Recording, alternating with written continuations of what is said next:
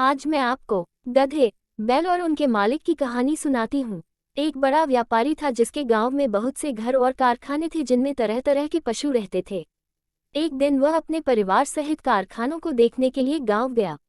उसने अपनी पशुशाला भी देखी जहां एक गधा और एक बैल बंधे हुए थे। उसने देखा कि वे दोनों आपस में वार्तालाप कर रहे हैं। वह व्यापारी पशु पक्षियों की बोली समझता था। वह चुपचाप खड़ा होकर दोनों की बातें सुनने लगा। बैल ने गधे से कहा, तू बड़ा ही भाग्यशाली है, सदैव सुखपूर्वक रहता है। मालिक हमेशा तेरा ख्याल रखता है। तेरी रोज मलाई दलाई होती है, खाने को दोनों समय जौ और पीने के लिए साफ पानी मिलता है।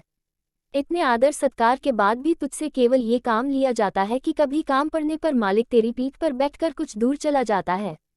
तुझे दाने घास की कभी कमी नहीं होती, और तू जितना भाग्यवान है मैं उतना ही अभागा हूँ। मैं सवेरा होते ही पीठ पर हल लाद कर जाता हूँ।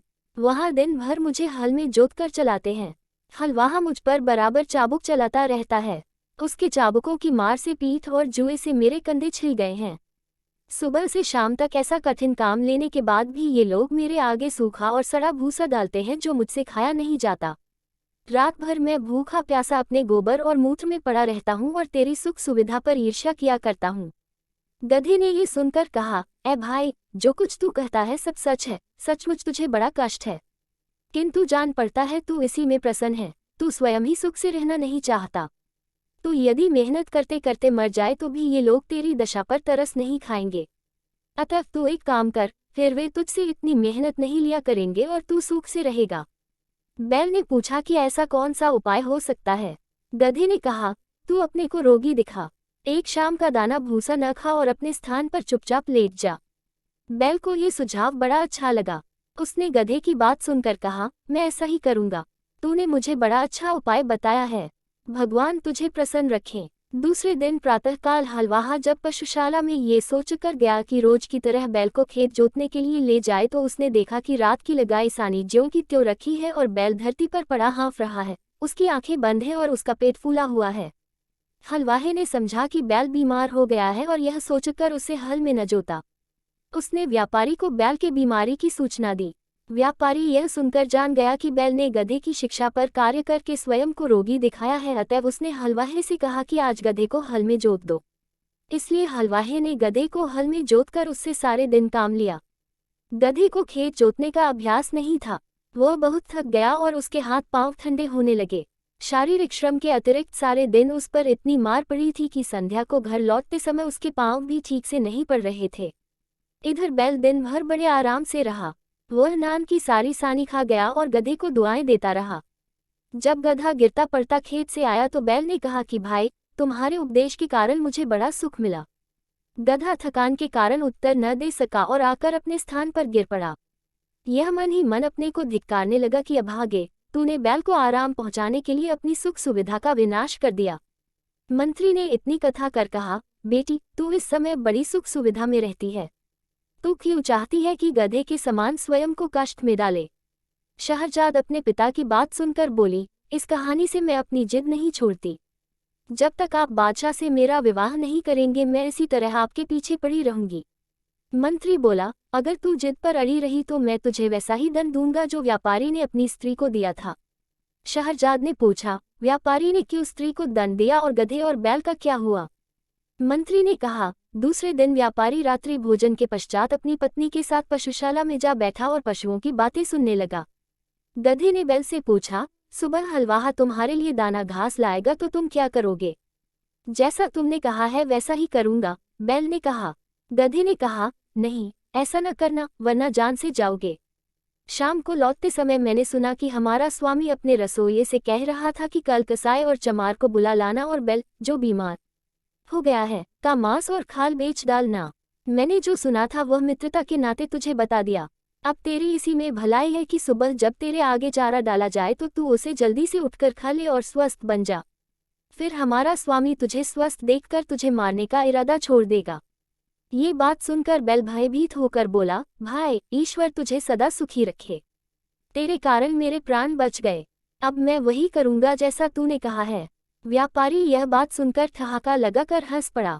उसकी स्त्री को इस बात से बड़ा आश्चर्य हुआ। वह पूछने लगी, तुम अकारण ही क्यों हंस पड़े।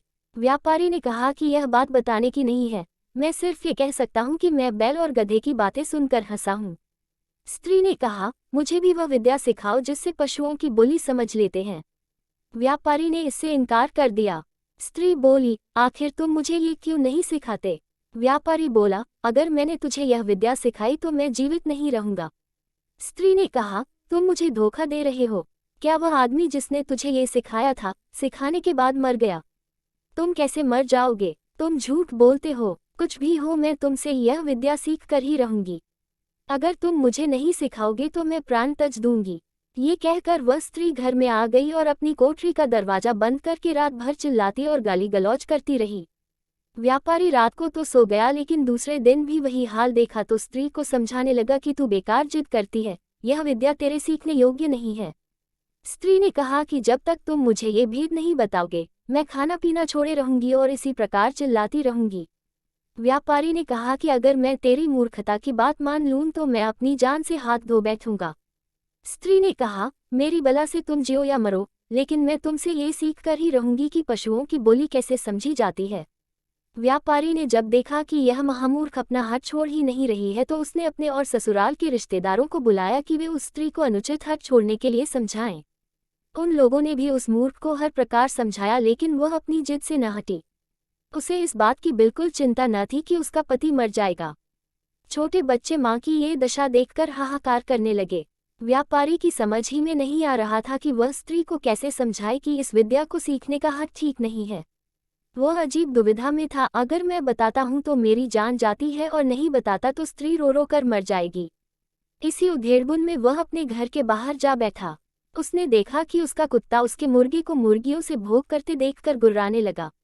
उसने मुर्गे से कहा, तुझे लज्जा नहीं आती कि आज के जैसे दुखदाई दिन भी तू ये काम कर रहा है? मुर्गे ने कहा, आज ऐसी क्या बात हो गई है कि मैं आनंद न करूं? कुत्ता बोला, आज हमारा स्वामी अति चिंताकुल है। उसकी स्त्री की मति मारी गई है और वह उससे ऐसे भेद को पूछ रही है जिसे बताने से वह तुरंत ही मर जाएगा। नहीं बताएगा तो स्त्री रो रो कर मर जाएगी। इसी से सारे लोग दुखी हैं और तेरे अतिरिक्त कोई ऐसा नहीं है जो स्त्री संभोग की भी बात भी सोचे। मुर्गा बोला, हमारा स्वामी मूर्ख है जो एक स्त्री का पति है और वह भी उसके अधीन नहीं है। मेरी तो 50 मुर्गियां हैं और सब मेरे अधीन हैं। अगर हमारा स्वामी एक काम करे तो उसका दुख अभी दूर हो जाएगा। कुत्ते ने पूछा कि स्वामी क्या करे कि उसकी मूर्ख स्त्री की समझ वापस आ जाए? मुर्गे ने कहा, हमारे स्वामी को चाहिए कि एक मजबूत डंडा लेकर उस कोठरी में जाए जहां उसकी स्त्री चीख चिल्ला रही है। दरवाजा अंदर से बंद कर ले और स्त्री की जमकर पिटाई करे। कुछ देर में स्त्री अपना हाथ छोड़ देगी। मुर्गे की बात सुनकर व्यापारी ने उठकर एक मोटा डंडा लिया और उस कोठरी में गया जहां उसकी पत्नी चीख चिल्ला रही थी। दरवाजा अंदर से बंद करके व्यापारी ने स्त्री पर डंडे बरसाने शुरू कर दिए। कुछ देर चीख पुकार बढ़ाने पर भी जब स्त्री ने देखा कि डंडे पड़ते ही जा रहे हैं तो वह घबरा उठी। वह पति के पैरों पर गिरकर कहने लगी कि अब हाथ रोक ले, अब मैं कभी ऐसी जिद नहीं करूंगी। इस पर व्यापारी ने हाथ रोक लिया। ये कहानी सुनाकर मंत्री ने शहरजाद से कहा कि अगर तुमने अपना हाथ न छोड़ा तो मैं तुम्हें ऐसा ही दंड दूंगा जैसा व्यापारी ने अपनी स्त्री को दिया था। शहरजाद ने कहा, आपकी बातें अपनी जगह ठीक है, किंतु मैं किसी भी प्रकार अपना मंतव्य बदलना नहीं चाहती। अपनी इच्छा का औचित्य सिद्ध करने के लिए मुझे भी कई ऐतिहासिक घटनाएं और कथाएं मालूम हैं, लेकिन उन्हें कहना बेकार है। यदि आप मेरी कामना पूरी न करेंगे तो मैं आपसे पूछे बगैर स्वयं ही बादशाह की सेवा में पहुंच जाऊंगी। अब मंत्री विवश हो गया। उसे शहरजाद की बात माननी पड़ी। वह बादशाह के पास पहुंचा और अत्यंत शोक संतप्त स्वर में निवेदन करने लगा, मेरी पुत्री आपके साथ विवाह सूत्र में बंधना चाहती है। बादशाह को इस बात पर बड़ा आश्चर्य हुआ। उसने कहा, तुम सब कुछ जानते हो, फिर भी तुमने अपनी पुत्री के लिए ऐसा भयानक निर्णय क्यों लिया? मंत्री ने कहा, लड़की ने खुद ही मुझ पर इस बात के लिए जोर दिया है। उसकी खुशी इसी बात में है कि वह एक रात के लिए आपकी दुल्हन बने और सुबह मृत्यु के मुख में चली जाए। बादशाह का आश्चर्य इस बात से और बढ़ा। वह बोला, तुम इस धोखे में न रहना कि तुम्हारा ख्याल करके मैं अपनी प्रतिज्ञा छोड़ दूंगा। सवेरा होते ही मैं तुम्हारे ही हाथों तुम्हारी बेटी को सौंपूंगा कि उसका वध करवाओ।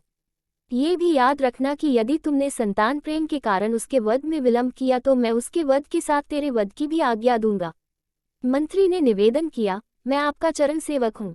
ये सही है कि वह मेरी बेटी है और उसकी मृत्यु से मुझे बहुत ही दुख होगा। लेकिन मैं आपकी आज्ञा का पालन करूंगा। बादशाह ने मंत्री की बात सुनकर कहा, ये बात है तो इस कार्य में विलंब क्यों किया जाए। तुम आज ही रात को अपनी बेटी को लाकर उसका विवाह मुझसे कर दो। मंत्री बादशाह से विदा लेकर अपने घर आया और शहरजाद को सारी बात बताई। शहरजाद ये सुनकर बहुत प्रसन्न हुई और अपने शोकाकुल पिता के प्रति कृतज्ञता प्रकट करके कहने लगी, आप मेरा विवाह करके कोई पश्चाताप न करें। भगवान चाहेगा तो इस मंगल कार्य से आप जीवन पर्यंत हर्षित रहेंगे। फिर शहरजाद ने अपनी छोटी बहन दुनियाजाद को एकांत में ले जाकर उससे कहा, मैं तुमसे एक बात में सहायता चाहती हूँ। आशा है तुम इससे इनकार न करोगी। मुझे बादशाह से ब्याहने के लिए ले जाएंगे। तुम इस बात से शोक विह्वल न होना, बल्कि मैं जैसा कहूँ वैसा करना। मैं तुम्हें विवाह की रात पास में सुलाऊंगी और बादशाह से कहूंगी कि तुम्हें मेरे पास आने दे, ताकि मैं मरने के पहले तुम्हें धैर्य बंधा सकूं।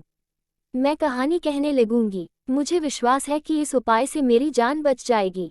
दुनियाजाद ने कहा, तुम जैसा कहती हो वैसा ही करूंगी।